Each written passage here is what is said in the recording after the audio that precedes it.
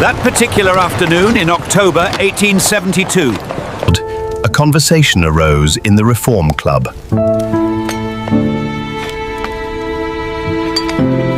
That would change the life of Phileas Fogg forever.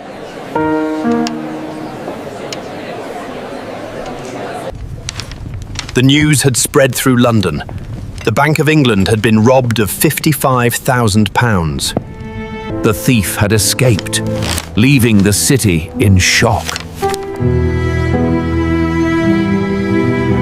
The newspapers speculated about his identity, though no one yet knew who he was.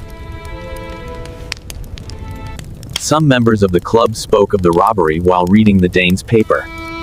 Others discussed the speed of modern travel. New railways were being built in India, the Suez Canal had opened, and steamships were crossing oceans faster than ever before. Phileas Fogg sat quietly, as always, playing whist with his companions. He seemed unaffected by the excitement around him.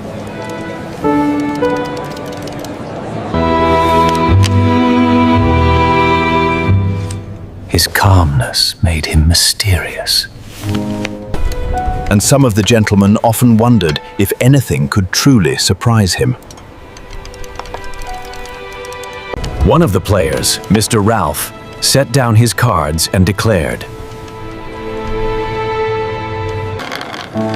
"The world is growing smaller every day."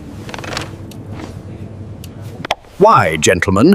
One might soon travel around it in a matter of months. "Months?" replied Andrew Stewart, another member, laughing.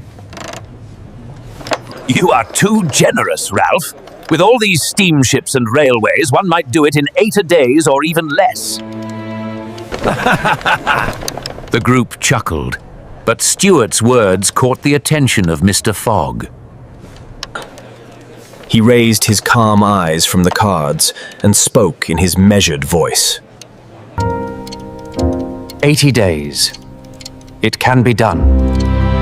A murmur ran around the table at these words, and the players paused, staring at the imperturbable gentleman. Done? Nonsense! You cannot travel around the world in 80 days. It is impossible. On the contrary, it is entirely possible. I am prepared to prove it. The men leaned closer.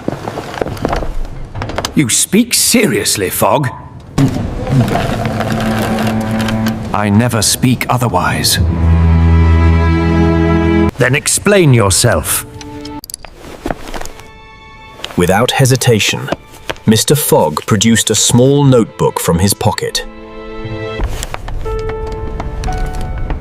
Inside was a neat timetable, drawn up with precision. He spoke as though reciting a mathematical formula, listing each stage of the journey with exact times. Exactly 80 days. Then, with calm certainty, he concluded, total.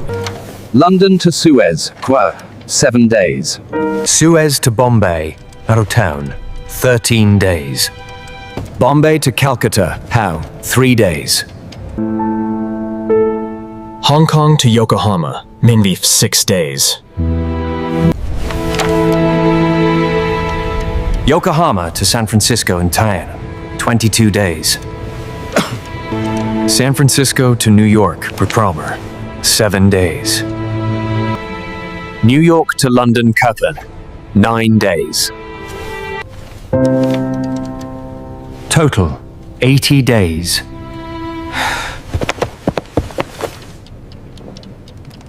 The men stared in astonishment. You forget storms, delays, accidents. You count only the minutes of the timetable, not the accidents of life. Accidents? I never plan for accidents. A true gentleman does not waste time on imaginary delays. The routes exist.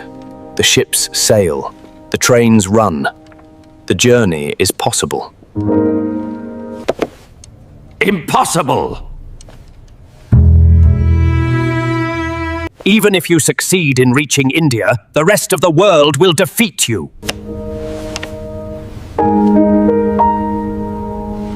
Shall we make it interesting? What do you mean? I propose a challenge. I shall go around the world in 80 days or less. If I fail, I will pay you £20,000. If I succeed, you will pay me the same. A silence followed.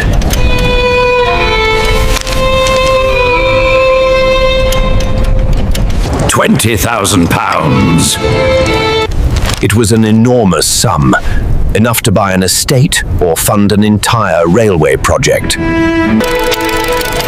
For Fogg to risk so much showed either great confidence or great madness. You are jesting. Not in the least.